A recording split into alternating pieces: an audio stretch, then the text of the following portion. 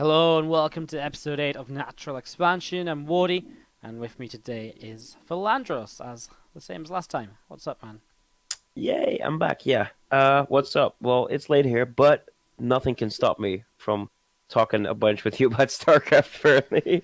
Yeah, man, Uh, I bullied you into it. I was like, we need to do this tonight, otherwise we're not going to do it. And this is going to be good, man. We're going to be 2 weeks back to back actually doing the show, like, such consistency, dude. actual consistency. And I've got another one planned for later this week with a bit of a different topic that I can't really get into kind of live, but yeah. All right. It's pretty exciting. Me and you wrecking stuff up. Now we were gonna try and get some guests on, but apparently a few days after the final WCS event of the year, everyone's just gone on holiday. Slash, no one's no one's really around much. So we wanted to get this out in time, so we figured we'd just do kind of a me and Philandros episode here. And as we get a bit more organized, we'll get some special guests on for future episodes and so on here on the Natural Expansion podcast. We'll also just say that we've also going to have some feedback from last time, as people saying, well, if you are going to put on YouTube, you may as well record some sort of images as well sometimes, rather than just having An overlay, like right? Yeah. just the overlay. Which I sort of like, because I want to mostly make this a podcast. I wasn't like, I wasn't too into it. But then I figured, well, they're sort of right? Like, nothing wrong with a couple still images just to kind of reinforce our points for anyone who is watching on YouTube or watching on like a streamed version rather than just listening on the iTunes. So, we're going to kick this off and go into our main topics today. Actually, I'll just take us through it. Is we're going to recap basically WCS Montreal and what happened there. Obviously, it was the final WCS Circuit event of the year, which finalizes our WCS Circuit standings. And then we'll talk a little bit about WCS Korea as well, as we have the lead up to the final events of the year in Korea over the next week or two as well. So that's what we're going to be chatting today. And we're going to kick it all off with WCS Montreal.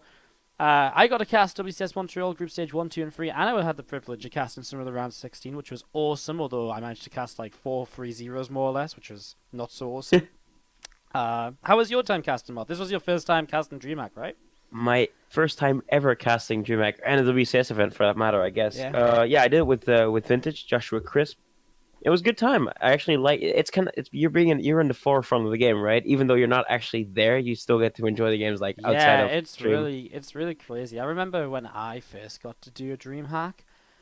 I can't remember which one it was, but I remember when I got the email, I was so excited. I was like, because back then it was like really competitive to get. It's not as competitive now, I feel. Yeah. Not to put you No, that's under the right. bus or Yeah, anything, but like totally true. I remember back then, like, you had to really fight with other people for it, and the people who like, people would get missed out. People were like, well, how come they aren't casting DreamHack? And the answer was they just didn't get picked, right?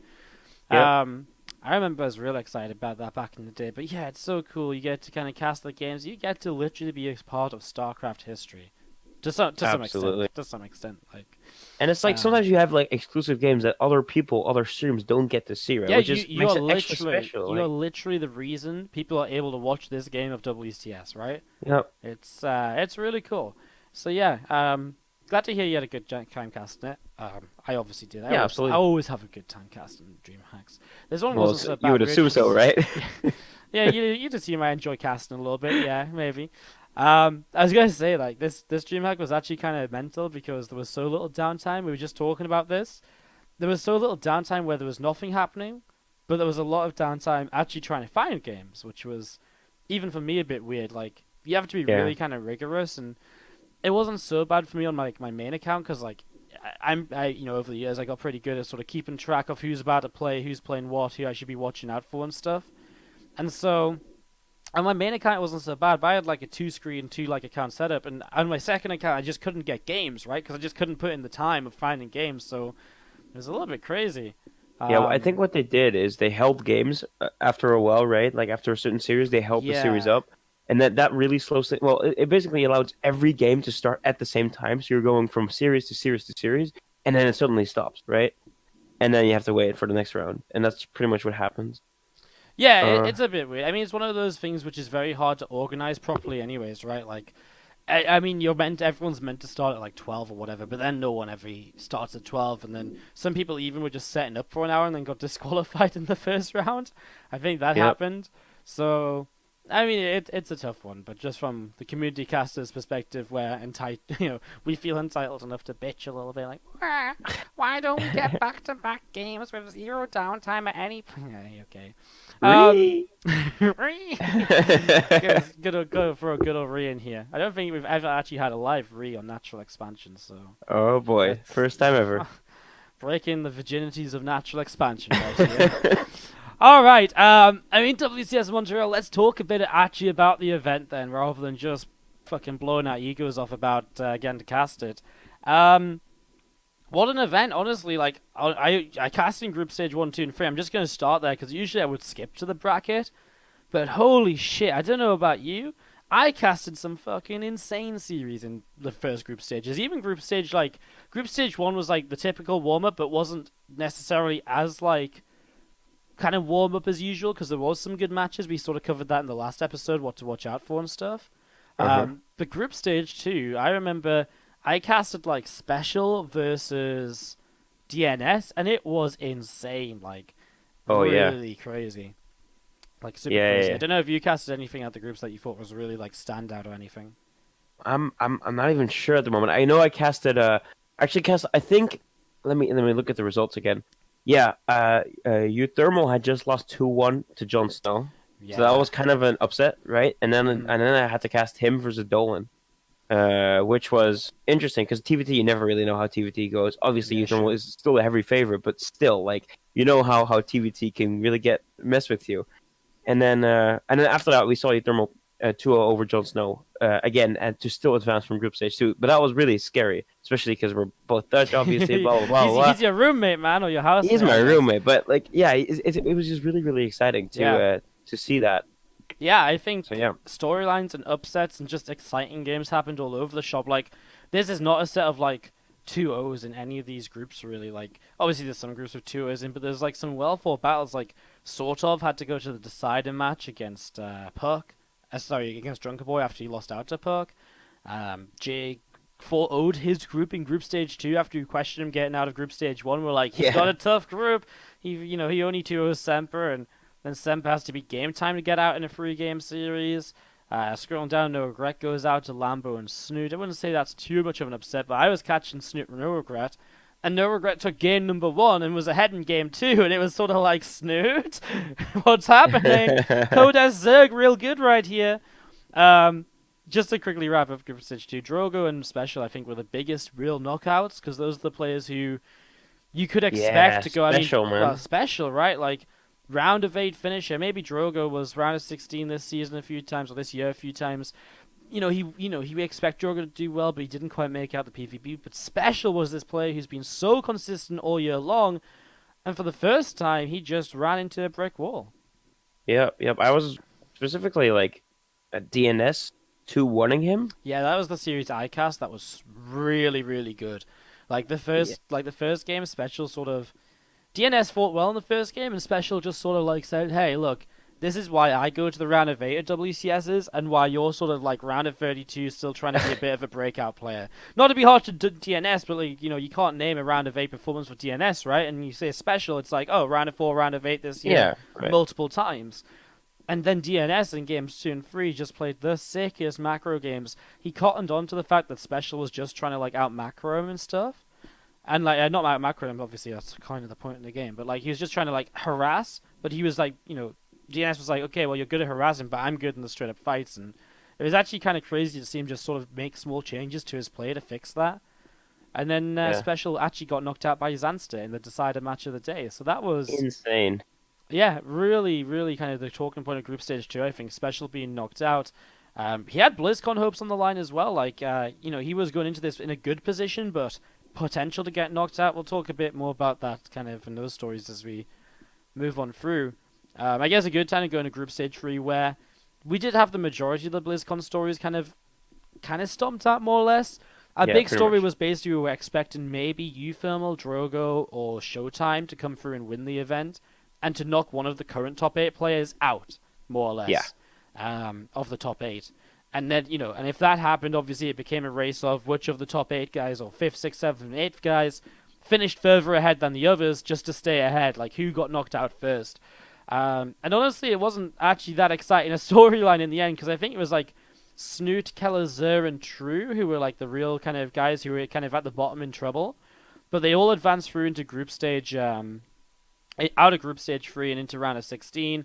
And pretty much the only two people left fighting after that was Showtime and Scarlet as well to kind of like really go forwards and win the event and knock people out. So yeah, that storyline kind of died a little bit. I was really hyped to watch it. I was thought like I Yeah. really thought someone like Snoot might get knocked out early, and he might get like clinched out of BlizzCon because someone would go all the way. But yeah, I mean obviously we'll talk a bit more about that later. Group stage 3, don't really want to dwell on the group stages, right? Because they're not the major parts. But I mean you're expecting people to go out.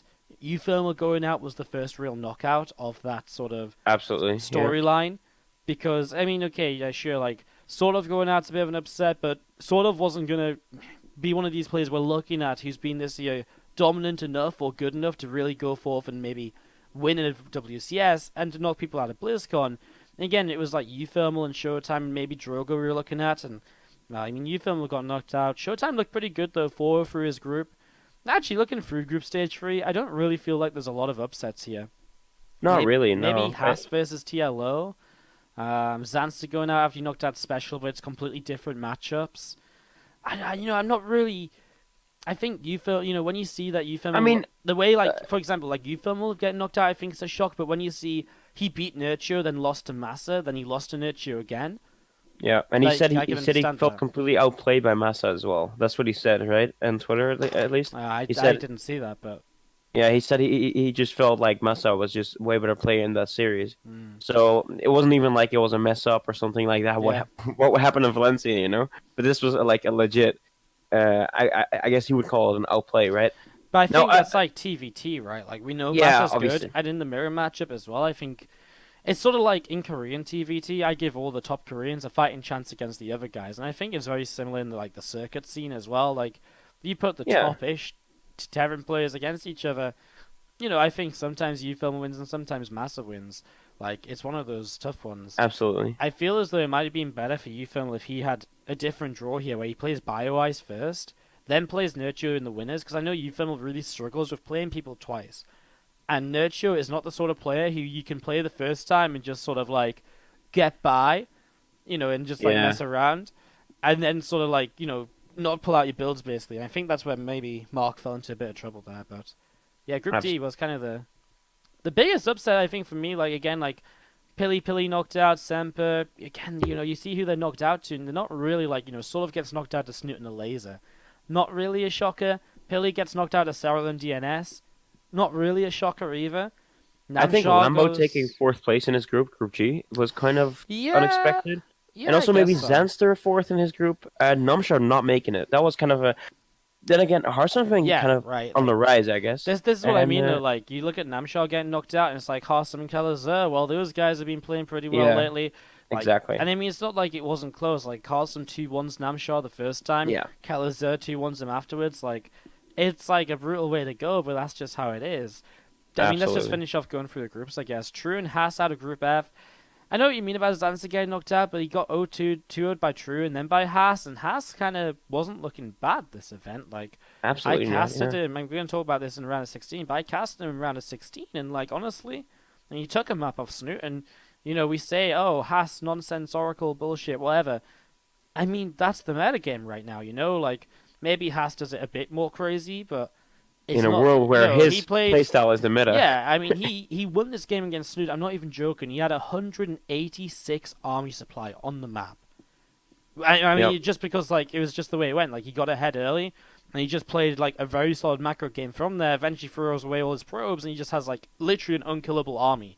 So Haas was playing well, and like I think it was a shame that TL got knocked out, but Haas played well enough to justify getting out of that group. That was probably one of the closer groups altogether. Like all 4 players were playing well, Yeah. and someone has to go out. Again, Group G. I think Cham and Scarlet are both very good in sort of the ZVZs and sort of thing. Yeah, I mean, you expect Cham this year's been doing well to get out. He's actually 9th in WCS Circuit standing, so it's not that much of a shock. Scarlet's been doing okay as well. She's been around a 16 finisher in 2017. To see kind of Lambo losing out to Puck, I suppose, is a surprise, but Puck was pretty on point this event. Who did he Puck beat someone in the earlier group stage? I think that was kind of sick for him to make it through. To make it through. Hang on, let me go on over here.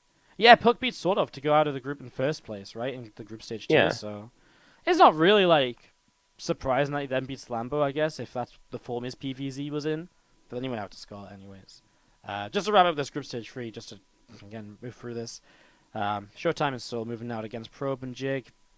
I mean, Probe's, Jig would probably expect him to fall about this point. Probe and Soul, Probe's very good. Soul's very good as well, very underrated player, so I think that pretty much wraps up on the groups, unless you got something else to say. Not really. I mean, group stage 3, as you said, they were pretty straightforward.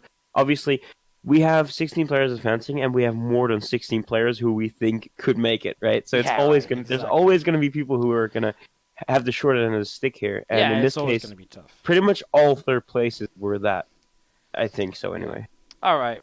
So then we talk about the playoffs. Let's just go to the storyline. Neeb wins his third WCS Circuit event of the year. Like, I know I'm sort of skipping out results in the round of 16, but I don't want to kind of just go through that and be like, oh, well, this guy did this and this guy did that. I wanted to go through the groups because we saw storylines in terms of WCS stories being killed. But let's just go to the WCS story of the year, which is Neeb wins his third WCS. Like, insane. Drops 2 maps. One map he didn't have detection against the Proxy Cloak Banshee. And the second map, I don't know what happened against Scarlet. I think it was a late game one, but it's Scarlet, right? Like, she shows up, but other than that, he was just bopping people. 4-0 Snoot, 3-0 True. He's won 75% of all the WCS events this year. What's crazy is he's had 2 events this year which are perfect runs because he won Challenger into WCS, so he literally gained the most WCS points possible. He won another WCS event where he went out like round of 4 in Challenger or something. And it means that overall, he is almost, we're going to talk about WCS Circuit standing soon, but he's almost double the WCS points of second place. Yeah, that's not even been thought of before, I don't think. It's actually crazy. This guy's just been dominant this year. The one time he lost in WCS this year in playoffs was against Special 2-3 in probably one of the series we'll be talking about in a few months from now still. So yeah, for sure. What's to stop this guy? He comes out, says in an interview, "Yo, I just think I work the hardest with a bit of obviously I've got a bit of a gift for the game. You need to be the very best at something in the world, but I just think I work the hardest." Like, what can he even say? Like, the guy's just like a god. He just has a really positive attitude about not thinking he's the best because he just is, but he just works for it. Like, wow. Yeah, you're right. You're completely right there. Like, there's nothing really to say here. I think unless he's figured something out that the rest of us just haven't caught on to yet. Like, he's just working harder. I think it's just hard work, man. He plays in Korea, plays a lot. Yeah, what more can you ask for? Like, he's just got it figured out. He's got it on lockdown. Because the thing is, I think as well, he didn't just look good winning WCS. He truly looked unstoppable. Like, I struggled to think of moments in his matches where I was like, God, Neeb's in a bit of trouble here, and he turns it around. It was just controlled throughout. Like, this might be one of the cleanest tournament victories I've ever seen. Because even when, like, Tasia went for a flawless tournament, he had games where it was Tasia, right? Where it's like, oh God, Tasia's in trouble, but it's Tasia, and he's like a god, and he just survives, and he micros his way out of it. Neeb just didn't have that situation. Like, I'm sure he probably could have gotten himself out of those, but he didn't even, like, allow those to happen. I know. It's just pretty much I don't want to say a perfect one because he did not win every event, I guess, but close to it, right? Right, like, it really is crazy. I doubt we're going to get... okay, so unless Neeb just continues building on what he's done this year, I don't think that any subsequent years will be this one-sided as it has been for first place, right? This really feels like... this really feels like Stefano era. Only it's a bit different because we don't get to see Neeb fighting Koreans. If Stefano in Stefano era was able to play like a WCS Circuit event like it is now, I think Stefano would probably be the guy who goes and wins 3 of the 4 events in the year, right?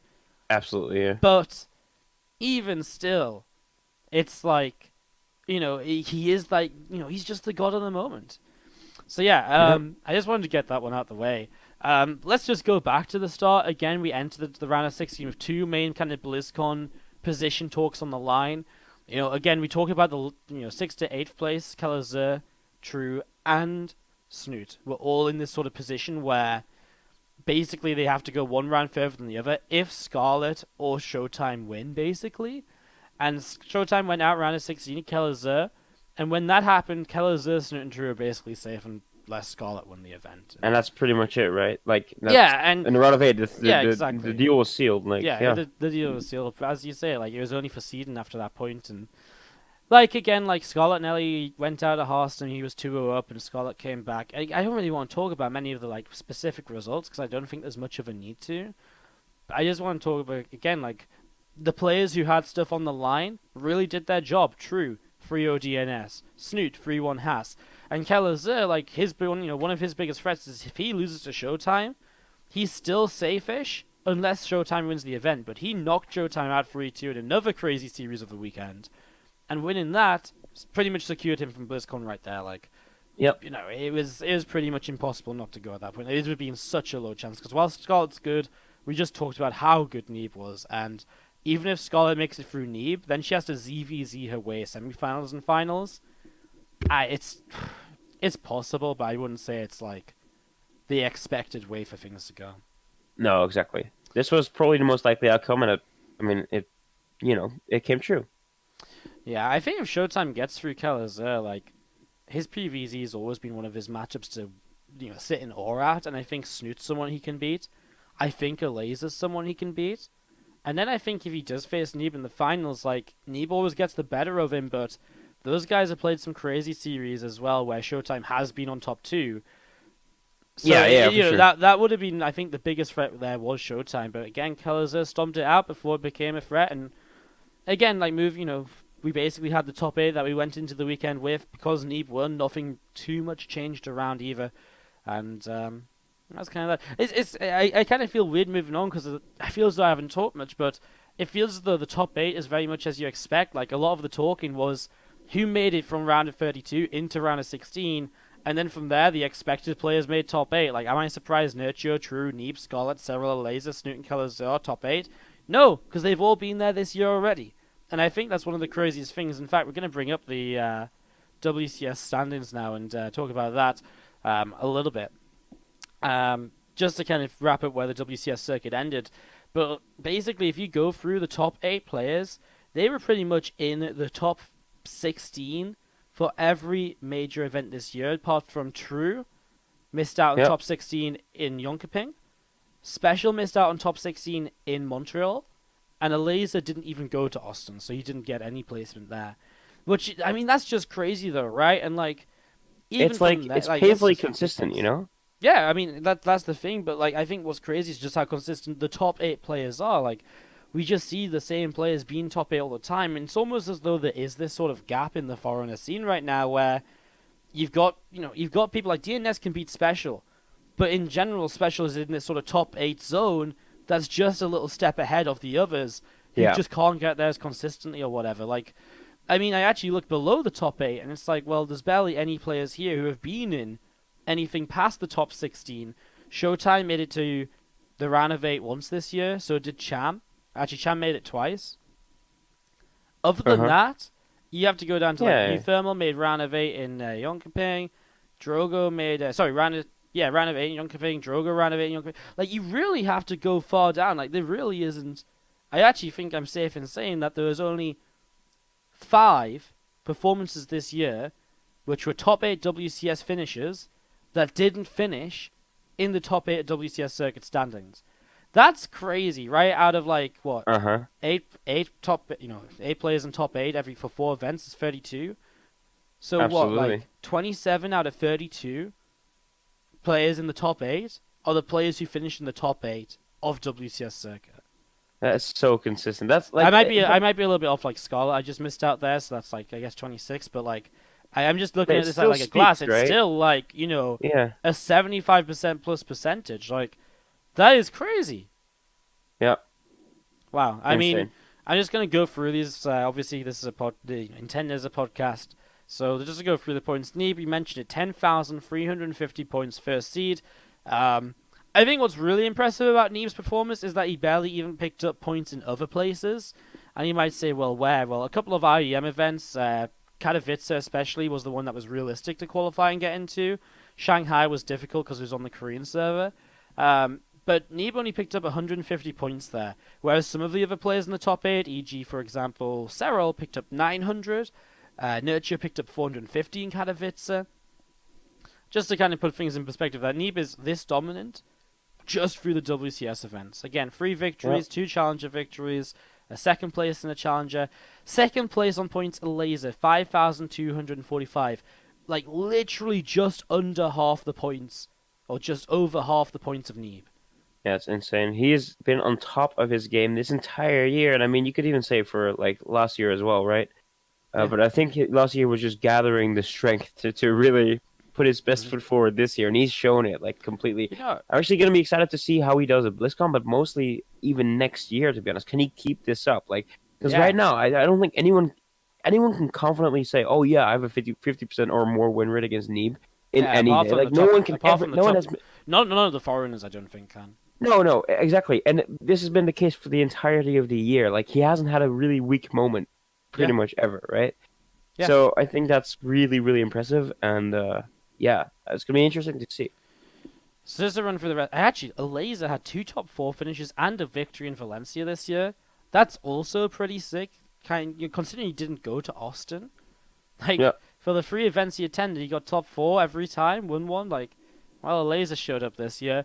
Just to keep going down, 500 points behind Alaza was Serral. He finishes in 3rd place. Again, these are just important for seedings. Serral finished 2nd place to Neeb in Jönköping and had a round of 8 finishes in the other WCS events. Snoot back-to-back 2nd places dragged him up from round of 16 performances in the first half of the WCS events this year. He finished 1,000 points behind Serral. Like, the gaps between these players is kind of insane. But yeah, Snoot saving himself at the back-to-back 2nd places. Great to see Snoot back on form.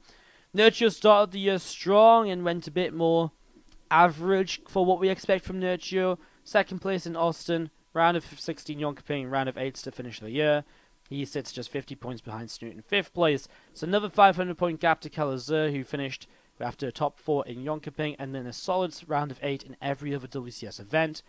True, actually, without scoring points in Jönköping at all, because he finished round of 32, True actually came through and he finished in the groups in 3rd and 4th place in Austin, Valencia, and Montreal. So again, pretty consistent from True, apart from his one big slip-up.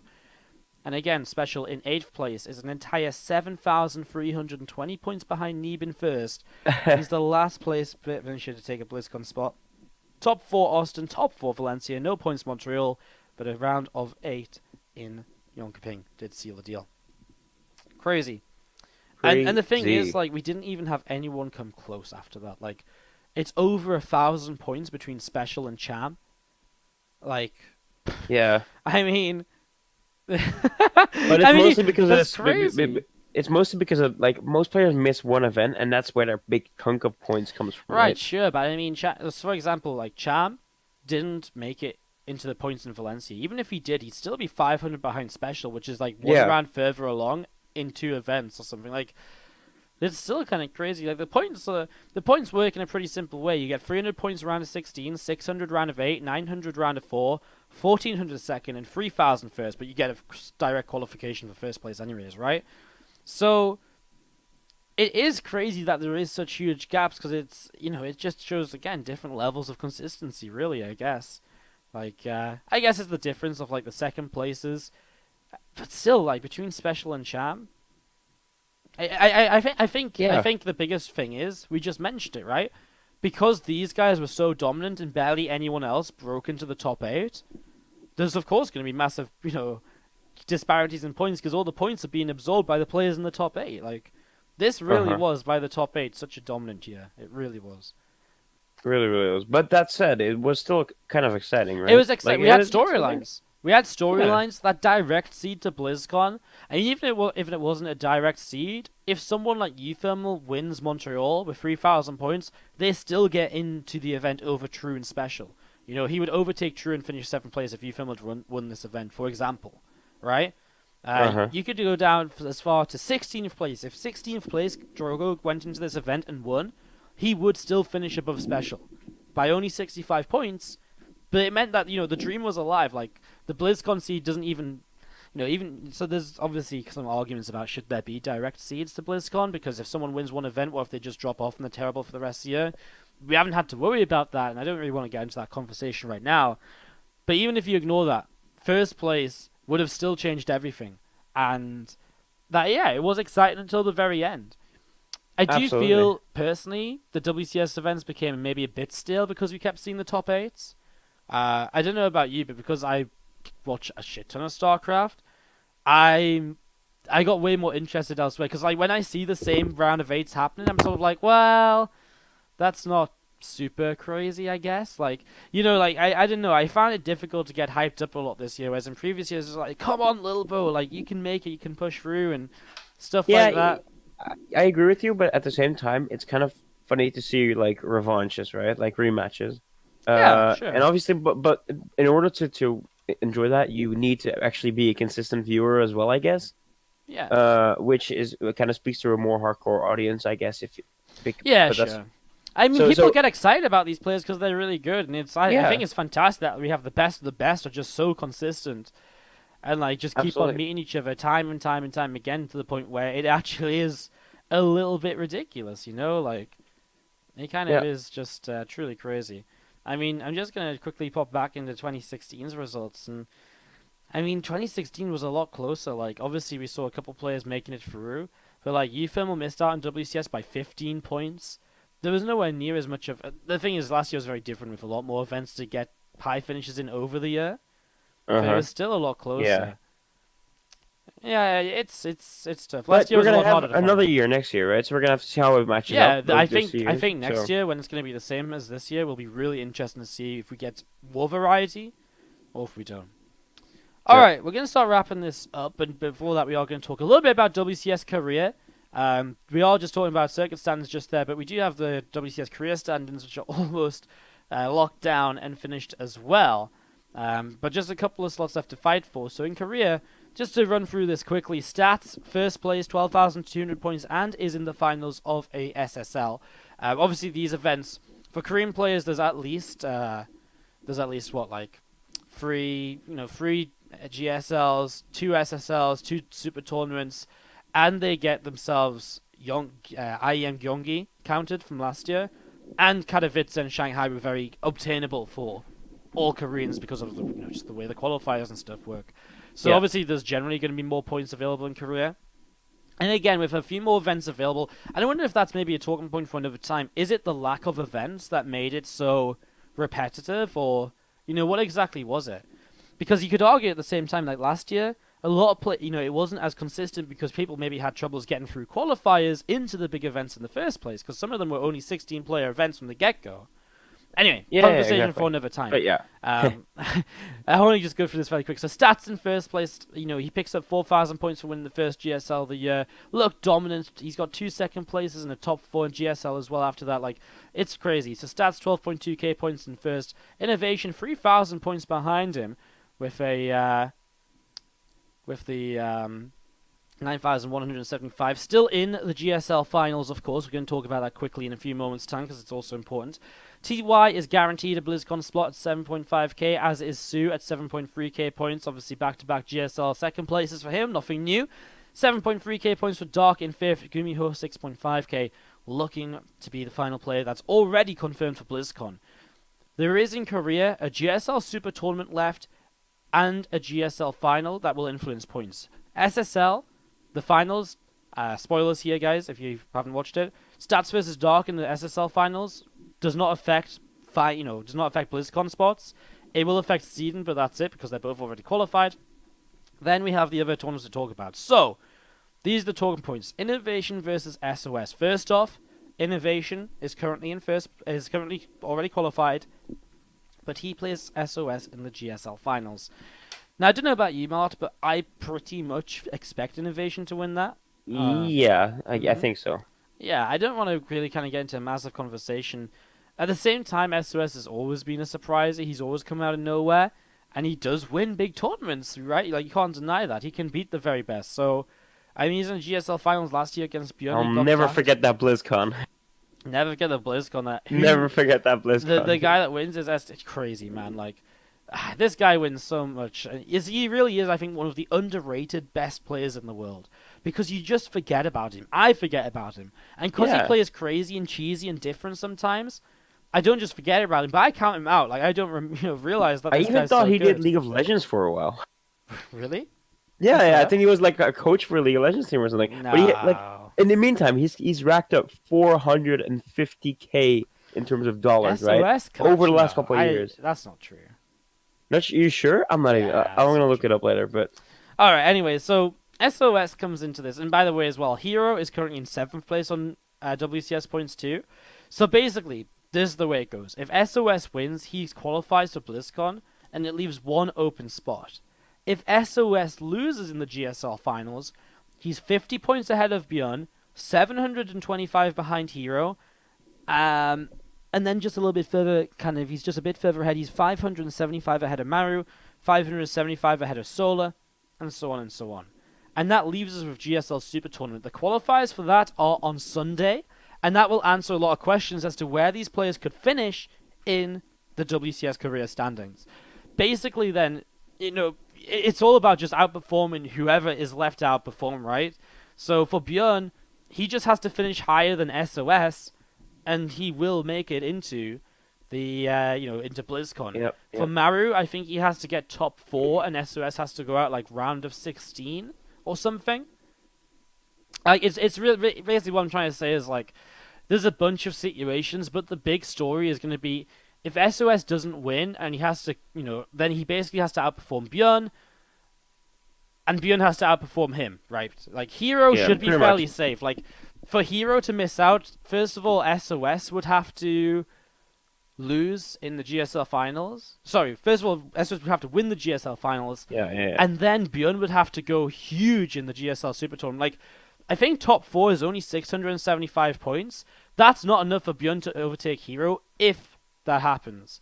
So, 1,500 points for first. I mean, obviously anything can happen then. Like, actually, anyone who wins Super Tournament, if they finish like far enough, if Hero drops out early enough, they could overtake him. Like Rogue even. No, not Rogue. Who's the No, last person who could? Alive could. If Alive wins Super Tournament, he got second place in the last one. He could overtake Hero if Yep. Hero drops out and if Hero gets no points. So, again, I mean, it's a lot of ifs and But buts. So we don't want to go too much yeah, into it. the most likely scenario is, and well, okay, assuming Hero and SOS don't completely underperform like beyond expectations, right? I think most of the eyes are going to be on SOS for sure. To see if he actually, he can actually To win be GSL fair, or do well yeah. in the tournament. Obviously, after GSL finals, that's Saturday morning, by the way, guys. Early morning or late night Friday for Americans. I mean, obviously, if SOS doesn't win GSL, he has to fight. But if he does win, then it's actually kind of tough if he does win because Hero really only needs like to Then get Hero, into GSL yeah. Super Tournament. If he gets into the Super Tournament, He's good, right? yeah. I'm pretty sure he's pretty good if he just gets in, anyways. That will make it Um, interesting. Yeah, that would actually be kind of really interesting. I'm trying to think why is Alright, so of course you have to advance around, right, to be able to you Yeah. have to advance around to gain WCS points, so invited players don't get that. So that's what I was But just trying to figure out. I was just trying to figure out the WCS points. Alright, so top 6 right, yeah. So top 16 do get WCS points, but because Stats and Sue were invited, that's why I was confused at. Stats and Sue were invited, and because they were invited last time, they didn't get points because they went out in the round of 16. And you have to advance around to gain points. yeah, So of course. so But basically, honestly, if sorry for interrupting you, but if Hero and SOS both advance, right, which is still pretty much the most likely scenario, mhm. if they both make it to BlizzCon, that means the Korea lineup is as balanced as it can get in terms Yeah, of that'd races, be by the sick. way. There would be 3 Protoss players, 3 Terrans, and 2 Zergs. Yeah. You know what though? You say that's the most likely, but is it really like if SOS loses GSL finals, if Uh-huh. anyone outside of the top 6 wins GSL Super Tournament, which sounds crazy, but like you're talking Bjorn, Maru, Solar, Alive, Classic. I mean Rogue, and Rogue even. Rogue, man. Like yeah, if Rogue. those players win GSL Super Tournament and SOS doesn't qualify. Yeah. We're still possible. banking on SOS qualifying, yeah. Yeah, no, that's the thing. The qualifiers haven't happened, so we don't. Well, actually, I Yeah. don't know if SOS gets invited, but if SOS gets invited, then he still has to advance from round of 16 to round of 8, right? Yeah. And of course, like which might be harder. there is the chance he plays someone who comes up in from the qualifiers that can go and win the whole thing. Like it's again, it's complicated, but we're really looking at Hero's pretty safe unless SOS wins BlizzCon. Not BlizzCon. Unless SOS wins GSL. If SOS wins GSL, then Hero has to just make sure he performs well enough to not get taken over by the winner, or hope someone above him wins. So that's what all eyes are basically going to be on in terms of Korea, and that's what you should guys be watching out for. GSL Super Tournament is a couple of weeks from now. Again, the qualifiers are on Sunday, and the GSL Finals is on Saturday. So, Saturday, very early morning for Europeans, Friday night for Americans. It's like 5 a.m. for me, so I think it's like East Coast midnight Friday. So it's a pretty good time yeah, slot for should be. Americans. That's pretty good for. Yeah, it's pretty much screws the Europeans this time. So GSL Finals have a thing for that because they start like earlier to be able to like do the full event in Korea, right? So yeah. So anyway, guys, that was kind of Montreal recap and just talking a bit about WCS standings. Kind of a rough topic to do on, if you are listening on the podcast, maybe a rough one to kind of follow along with. Hopefully, we did a good job of trying to keep you guys up to date with what we're trying to say. And obviously, if you're watching on YouTube or on the Twitch stream, then hopefully the added graphics helped you guys out.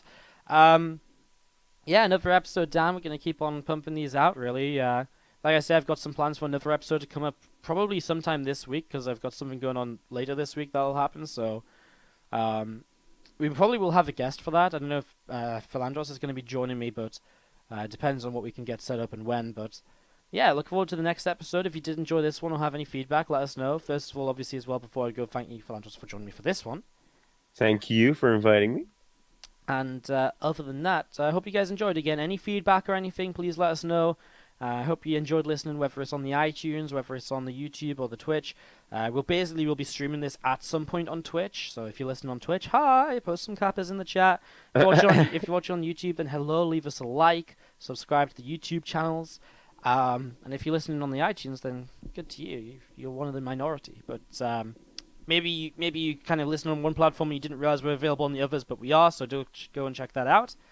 And other than that, guys, thanks for listening to another episode of Natural Expansion. Have a wonderful rest of your day, and we'll see you guys next time.